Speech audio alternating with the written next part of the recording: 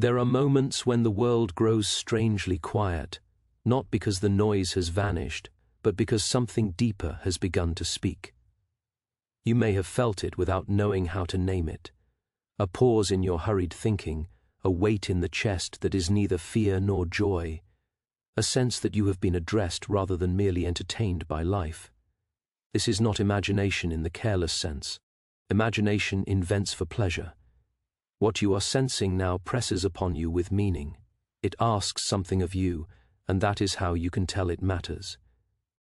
The idea that God might whisper a name sounds unsettling to the modern ear. We prefer announcements, proofs, thunder. We trust what shouts and distrust what murmurs. Yet the most decisive moments in any life rarely arrive with ceremony. They arrive as interruptions. A truth steps into your ordinary day and refuses to leave. You try to explain it away as coincidence, mood, or fatigue, but it keeps returning, like a question that knows your address. If this were merely noise, you could forget it. But you have not. You are here because forgetting has proven impossible. Consider how names work. A name is not a label, it is a summons. When someone speaks your name, they are not describing you, they are calling you into presence. You may ignore a crowd, but you cannot ignore your own name without effort. In the same way, when the soul senses it has been named, it feels both exposed and invited. Exposed, because there is no hiding behind anonymity anymore. Invited, because being known is the first step toward being used for something greater than comfort. We are fond of the idea that God communicates only through the extraordinary, because it absolves us from responsibility. If the heavens split open, we would obey. If lightning wrote instructions across the sky, we would comply. But a whisper can be ignored, and that makes it dangerous. A whisper leaves room for refusal. It respects your freedom, even when that freedom is misused. The tragedy of many lives is not that they never heard the call, but that they heard it quietly and decided it could wait. You may object that you are unqualified for such attention. That is often the first defense of a conscience that has been touched. You think of your inconsistencies, your private compromises, your unfinished virtues. You imagine that being chosen must belong to the impressive, the disciplined, the visibly holy. Yet history, both sacred and ordinary, tells a different story. The call does not come because the vessel is clean. The call comes because the vessel can be made useful. To be named is not to be praised, it is to be entrusted. There is also fear in this moment, though it may disguise itself as skepticism. If this is real, then neutrality is no longer possible. One can drift when life is merely accidental. One must decide when life becomes addressed. To be chosen does not mean exemption from pain, it often means a clearer view of it. Purpose sharpens suffering by giving it direction. A meaningless wound numbs, a meaningful one transforms. That is why the whisper both attracts and alarms you. Notice too that the whisper does not provide a map, it provides orientation. You are not told every step, only the direction in which obedience lies. We want the future handed to us whole because partial light requires trust. Yet trust is precisely the muscle being strengthened. A child learns to walk not by seeing the entire road, but by taking one step toward a familiar voice. In the same way, the soul matures by responding to what it knows, not by demanding what it does not. If you listen carefully, you will see that the whisper has been patient. It has returned at different seasons, wearing different disguises. Sometimes it came as restlessness when everything seemed fine, sometimes as dissatisfaction with success that others envied, sometimes as compassion that cost too much to indulge comfortably. Each time, it asked the same thing without using words: will you stay as you are, or will you answer? The danger now is not disbelief, but delay. Delay hardens perception. What is postponed too long begins to sound unreal. The whisper grows fainter not because it leaves, but because the ears grow dull. Every ignored call makes the next one easier to miss. And yet, even this warning is not meant to frighten you into obedience, but to awaken you to the seriousness of being addressed at all. You are not here by accident, and this moment is not random. Something has already moved toward you before you ever thought to move toward it. To be chosen is not to be elevated above others, but to be sent back into the world with clearer eyes and heavier responsibility. The question before you is not whether you are worthy, but whether you are willing to be reshaped. Because once a name has been whispered, it does not vanish. It waits, patient and persistent, for the moment you stop, pretending you did not hear it, and begin to consider what it would mean to answer. Even if the first response is nothing more than a trembling attention to the voice that has always known where to find you and is still speaking now, not loudly, not forcefully, but with a steadiness that suggests it has all the time in the world, and yet treats this moment as if it matters more than any other you have ever lived in, as though the next breath you take might be the one in which silence finally becomes response, and the unseen purpose begins to press closer, not as an idea, but as a living demand upon the shape of your days and the direction of your becoming. There is a peculiar resistance that rises in the human heart when the idea of being chosen is mentioned, not because it sounds arrogant, but because it sounds costly. To be chosen implies interruption. It suggests that life is not merely something that happens to you, but something that asks something from you. And the moment that possibility enters the mind, comfort becomes uneasy. We would rather believe that meaning is optional, that destiny is a romantic word for coincidence, and that the quiet pressure we feel inside is nothing more than fatigue. Yet the soul is not easily fooled. It recognizes when it is being summoned. Many people imagine that a divine whisper would be dramatic, unmistakable, impossible to ignore. But if that were so, obedience would lose its moral weight.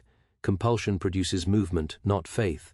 A whisper, on the other hand, invites. It does not force its way into your life, it waits for you to make room. That waiting is not weakness, it is respect. And it is precisely why the whisper can be dismissed, postponed, or misunderstood. The most dangerous voices are not the loud ones that demand immediate reaction, but the gentle ones that ask for long-term surrender. You may wonder why such a whisper would come to you at all. Surely there are others more capable, more disciplined, more visibly righteous. But capability is not the primary requirement for purpose. Availability is. The history of meaningful change is filled with people who felt unready at the moment they were called. The call does not arrive after preparation is complete, it arrives to begin the preparation. If perfection were required before responsibility, nothing would ever be entrusted to anyone. There is also the uncomfortable truth that being chosen often begins with dissatisfaction, not the shallow kind that complains about circumstances, but the deeper kind that cannot be soothed by success. You achieve what you once desired, only to discover it has not answered the question you did not know how to ask. You are praised, yet feel unseen. You are busy, yet feel unused. This is not ingratitude. It is evidence that your hunger was never meant to be satisfied by what you have been feeding it. The whisper may come as an inner disturbance that refuses to settle. You may try to silence it with entertainment, ambition, or even religion treated as habit rather than encounter. But it persists because it is not trying to make you restless, it is trying to make you attentive. A life without attention can be comfortable, but it cannot be meaningful. Meaning requires awareness, and awareness often begins with discomfort. To be chosen does not mean you are singled out for privilege, it means you are singled out for responsibility. This is where many misunderstand and quietly withdraw. Responsibility implies weight, and weight presses on weak places. It exposes what you would rather keep hidden. It forces you to confront not only the world's brokenness, but your own. And yet, this exposure is not condemnation. It is clarification. One cannot be reshaped without first being revealed. There is a temptation to wait for certainty before responding. You tell yourself that if the whisper becomes clearer, stronger, more logical, then you will act. But certainty is rarely granted at the beginning. If it were, trust would be unnecessary. The call asks not for understanding, but for movement. Understanding often follows obedience, not the other way around. The first step is not taken because the path is visible. The path becomes visible because the first step is taken. Fear will attempt to disguise itself as wisdom. It will advise caution, timing, and realism. It will remind you of past failures and present limitations. Some of this counsel sounds reasonable, even responsible. But fear's goal is not discernment, it is preservation. It wants to keep your life intact, even if that life is shrinking. Purpose, by contrast, is not concerned with preservation, it is concerned with transformation. And transformation always feels like loss before it feels like gain. You may also notice that the whisper does not flatter you. It does not tell you how special you are, it tells you how needed you are. There is a difference. Flattery inflates the ego, calling humbles it. To be needed is to be placed in service of something larger than your own fulfillment. It reorders priorities. It challenges the assumption that life's primary goal is PE, personal happiness. Sometimes the greatest joy arrives as a byproduct of obedience, not as its objective. The danger is not that you will respond imperfectly. Imperfection is expected. The danger is that you will convince yourself that this moment is not significant, that you will label it emotional, temporary, or exaggerated. Moments like this rarely announce themselves as historic. They feel ordinary on the surface, even anticlimactic. And yet, they divide life quietly into before and after, not because of what happened externally, but because of what shifted internally. Right now, something is pressing gently but firmly against your awareness. It is not demanding an answer all at once. It is asking for honesty, an honesty that admits you have heard something you cannot unhear, an honesty that recognizes that ignoring a whisper does not silence it. It only teaches you to live with the noise of avoidance.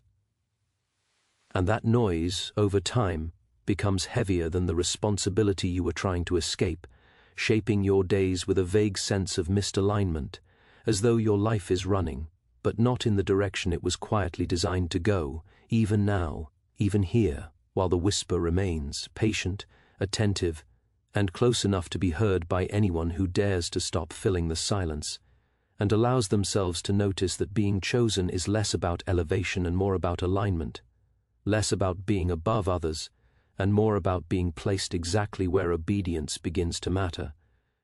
One of the most unsettling realizations a person can have is that silence itself can be meaningful. We are trained to think that if God were truly involved, there would be constant instruction, frequent reassurance, and unmistakable signs. Yet the pattern of spiritual awakening often unfolds in the opposite way. After the whisper is heard, there is a pause, not an absence but a space, and that space reveals far more about the state of the soul than any spoken command ever could. This pause is where many people lose their footing. They assume that if nothing more is said, then nothing was said at all, but the silence that follows a call is not indifference, it is examination.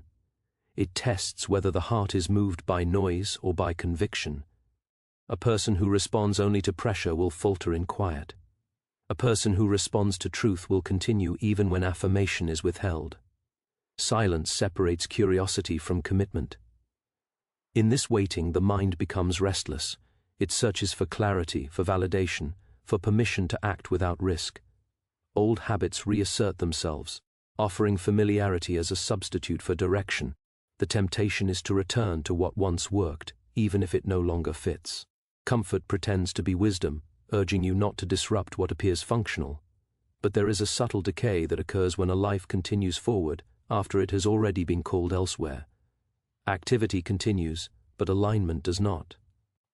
The pause also exposes motive. It forces an uncomfortable question.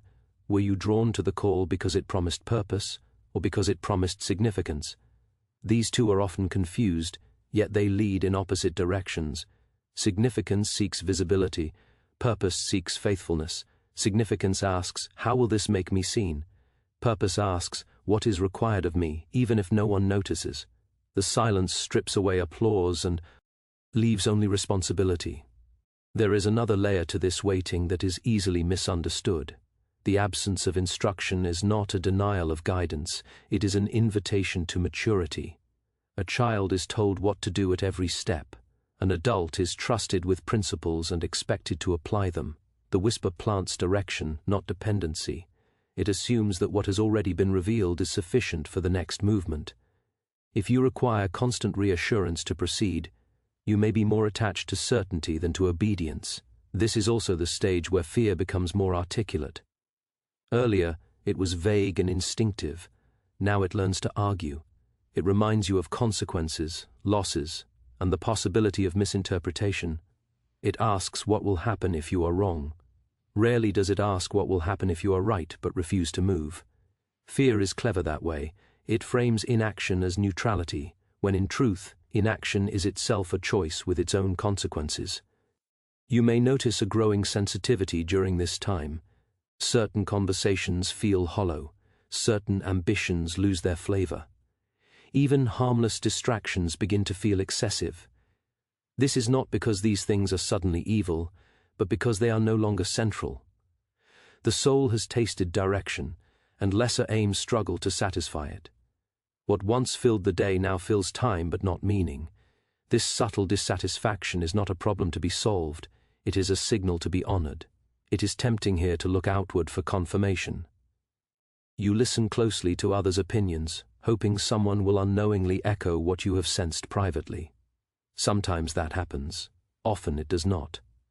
And when it does not, the loneliness sharpens.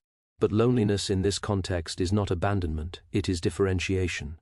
You are being separated internally from the need to be constantly affirmed. Purpose cannot be sustained on borrowed conviction. There is a quiet courage required to remain attentive in silence, to resist the urge to force clarity through impatience, to continue living responsibly without retreating into distraction. This courage is rarely admired because it is invisible. Yet it forms the backbone of enduring faithfulness. Loud obedience often burns out quickly. Quiet obedience endures because it is rooted, not reactive.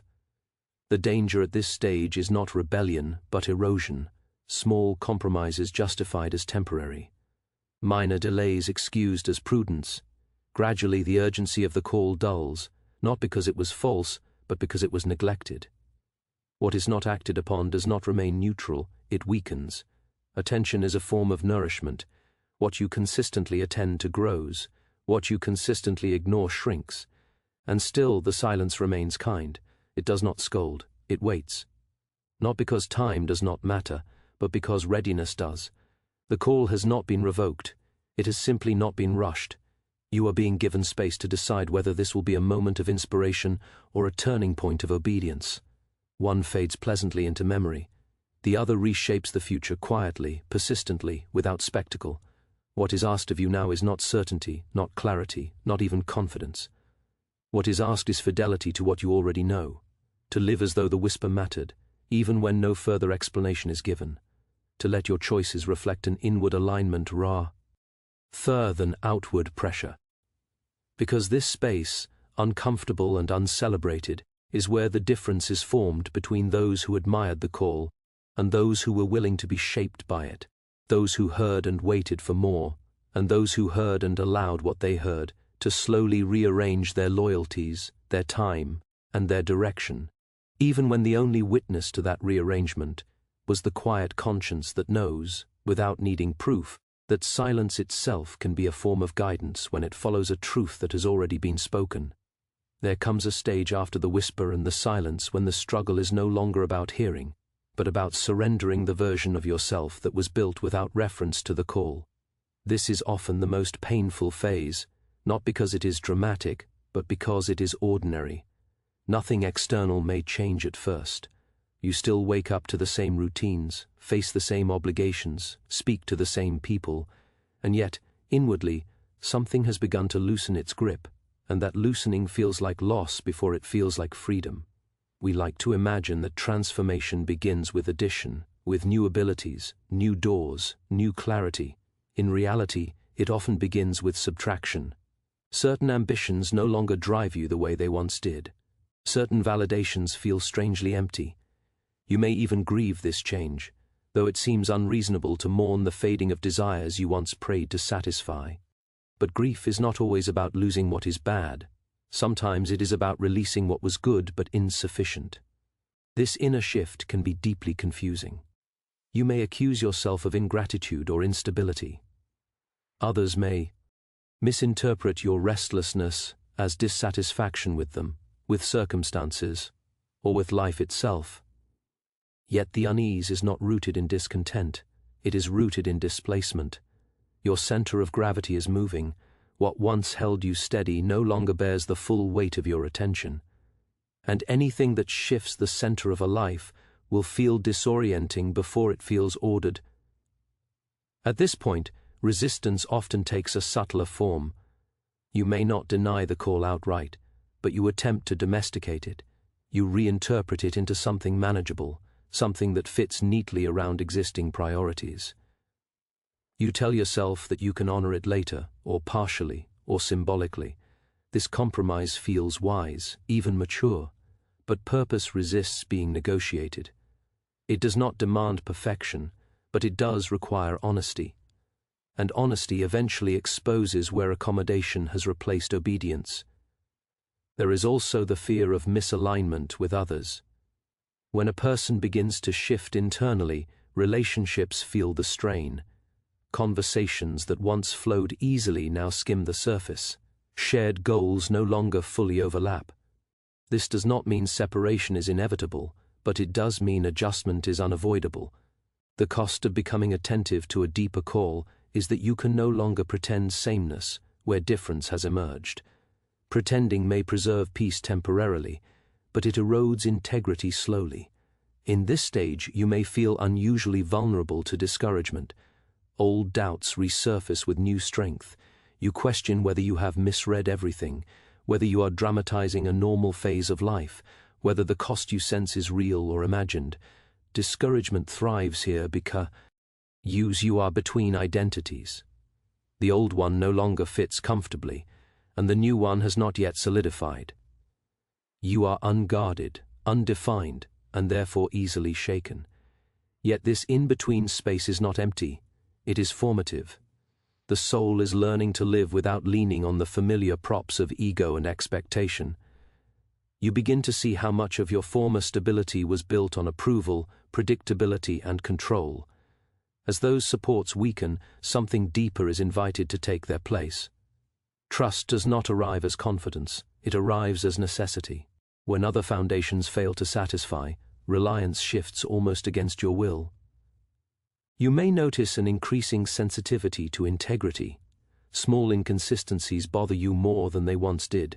Words spoken without conviction feel heavy. Actions taken merely to maintain appearance feel draining. This is not moral perfectionism, it is alignment asserting itself.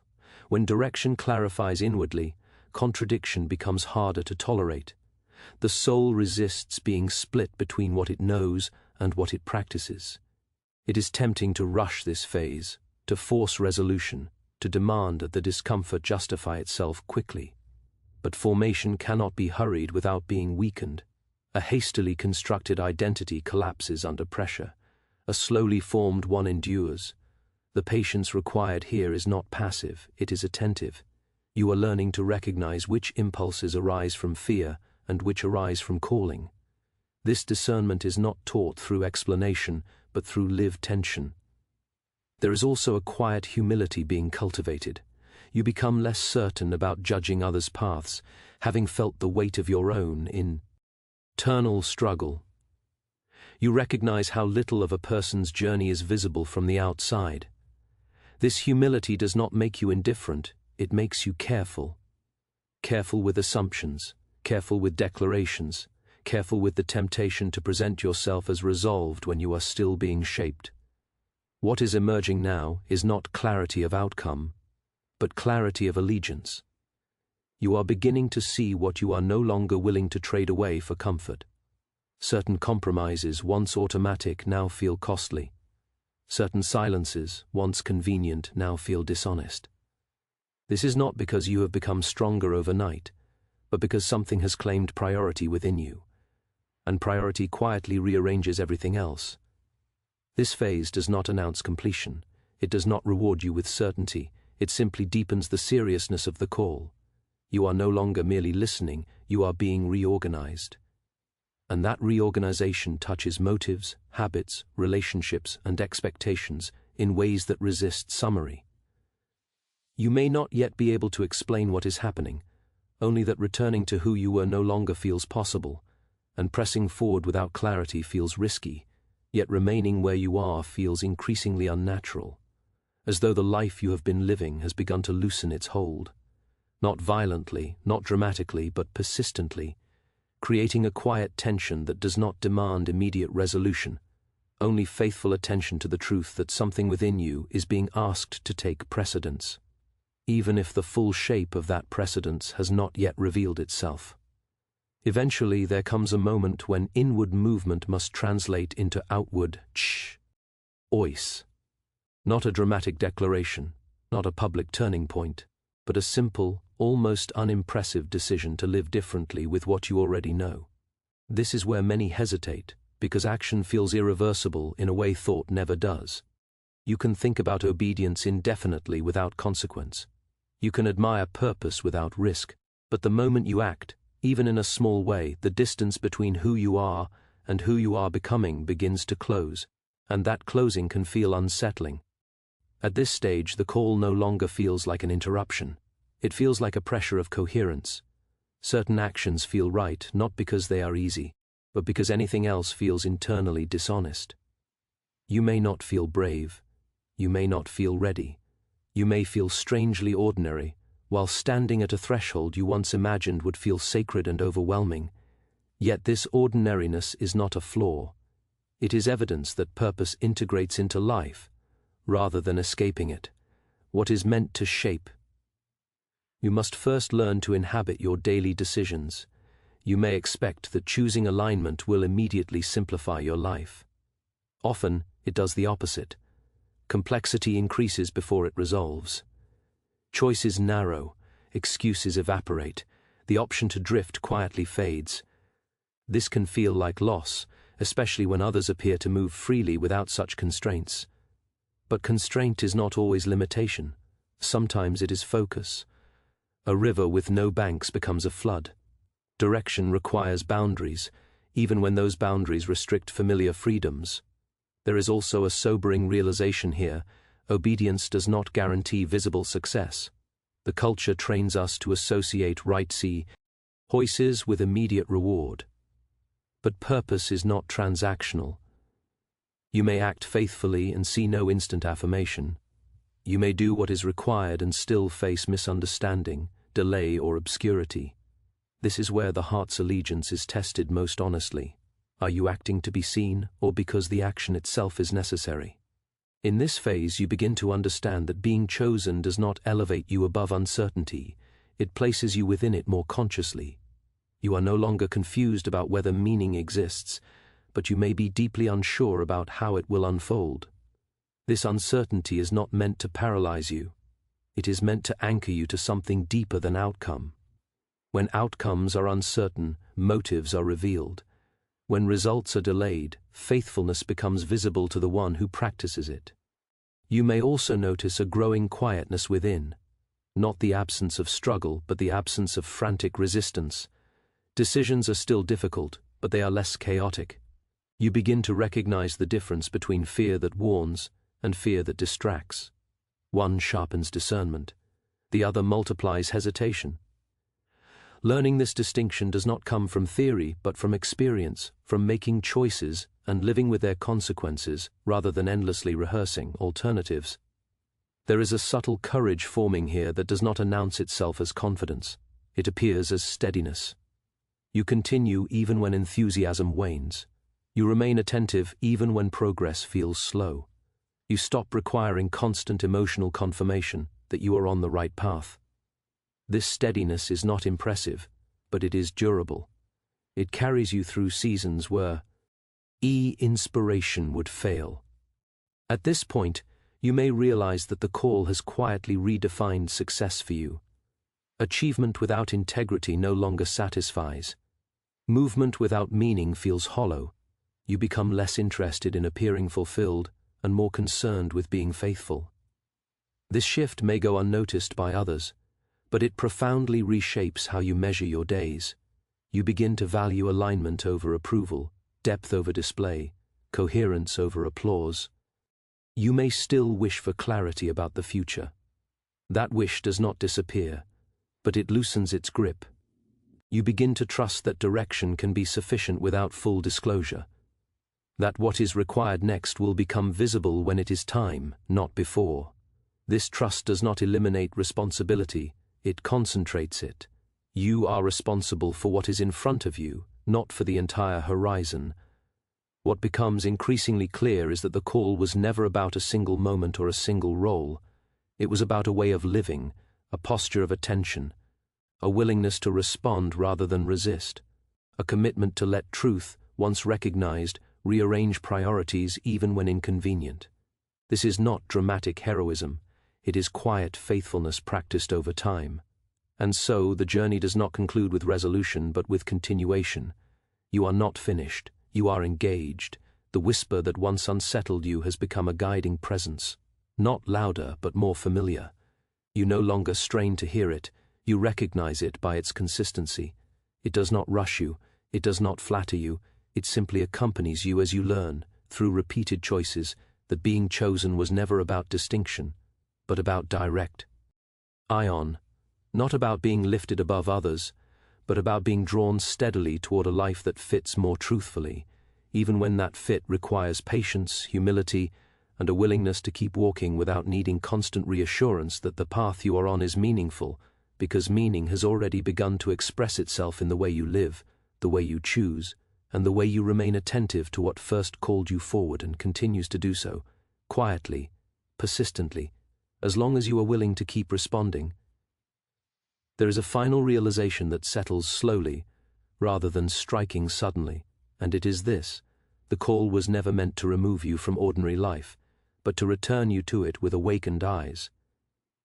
Many expect that once they have responded, everything will feel resolved, purposeful, and clear. Yet maturity brings a different understanding.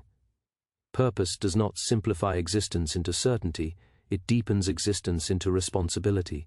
You do not escape the world when you answer the call. You re-enter it with greater attentiveness. At this stage, you begin to recognize how easily meaning can be lost when it is treated as an event, rather than a posture. The danger now is subtle pride, the belief that because you have listened, waited, surrendered, and acted, the work is finished. But the call does not culminate in arrival, it establishes direction. What matters is not that you once responded, but that you continue responding. Faithfulness is not proven in beginnings, but in continuance. You also become aware that growth has made you less dramatic, not more. Early urgency has given way to steadiness. You no longer need to convince yourself or others that something significant is happening. Significance has become internalized. This quietness may feel anticlimactic to the part of you that once longed for confirmation, but it is the mark of integration. When truth is absorbed, it no longer demands constant announcement. There is an increased clarity about limits as well. You begin to accept that you cannot carry every burden, solve every problem, or fulfill every expectation. This acceptance is not resignation, it is discernment. To be chosen does not mean to be indispensable. It means to be positioned. When you understand your place, you can act fully within it, without being consumed by what lies outside it. Humility grows not because you think less of yourself, but because you think less about yourself. You may notice that your patience has changed. You are less hurried to produce visible results. You understand now that some work happens beneath the surface, unseen and unmeasured. Seeds planted faithfully do not require constant disturbance to grow. This patience is not laziness, it is trust shaped by experience. You have learned that forcing outcomes often undermines what you were meant to cultivate. There is also a sober awareness that obedience does not insulate you from weariness. You still tire, you still doubt, you still encounter resistance, both internal and external. But these no longer shock you, they are no longer interpreted as signs of failure, they are part of the terrain. You have learned that perseverance is not sustained by constant enthusiasm, but by conviction quietly renewed. Relationships, too, continue to be refined. Some deepen through shared alignment. Others remain cordial but distant. You no longer force closeness where paths diverge. This restraint is not coldness, it is respect. You understand now that unity cannot be manufactured without cost to integrity. You allow differences without bitterness, trusting that clarity is kinder than pretense. You also discover that the call has sharpened your compassion. Having faced your own resistance, hesitation, and fear, you are slower to judge others' delays. You recognize how much courage it takes to live attentively, how tempting it is to retreat into distraction. This compassion does not excuse avoidance, but it understands its weight. It allows you to speak truth without contempt. There is a deeper gratitude now, one that is quieter than enthusiasm. Gratitude not for ease, but for coherence, for the sense that your actions, values, and direction are no longer at odds. Life still contains tension, but less fragmentation. You feel more whole, not because everything is resolved, but because fewer things are competing for ultimate loyalty. You may also realize that the whisper has become less audible, not because it has ceased, but because it has been internalized. What once felt external now operates as discernment, conscience, and conviction. Guidance has become less about instruction and more about orientation. You know how to recognize what aligns and what does not. This recognition is not infallible, but it is reliable enough to move forward without paralysis. At this stage, the true cost and the true gift of being chosen are revealed together. The cost is that you cannot return to unconscious living. You cannot unknow what you know. The gift is that your life, even in its ordinary details, carries weight. Choices matter. Attention matters. Faithfulness matters. Not because they earn significance, but because they express it. And so you continue. Not triumphantly, not fearfully, but deliberately. You make choices that may never be publicly affirmed. You resist shortcuts that would compromise alignment. You remain attentive even when progress feels slow. This continuation is not glamorous, but it is rare. Many admire purpose. Few endure it. The call that once unsettled you has become a companion, not because it constantly reassures you, but because it has taught you how to live without constant reassurance. You are not finished, and that no longer troubles you. You are engaged in a way of living that does not depend on resolution to remain meaningful. And that is perhaps the clearest sign that what you heard was real, not that it removed uncertainty, but that it taught you how to walk within it with steadiness, humility, and a quiet willingness to keep choosing alignment over ease, attentiveness over distraction, and faithfulness over display, even as life continues to unfold in ways that resist final explanation but remain nonetheless deeply and unmistakably purposeful.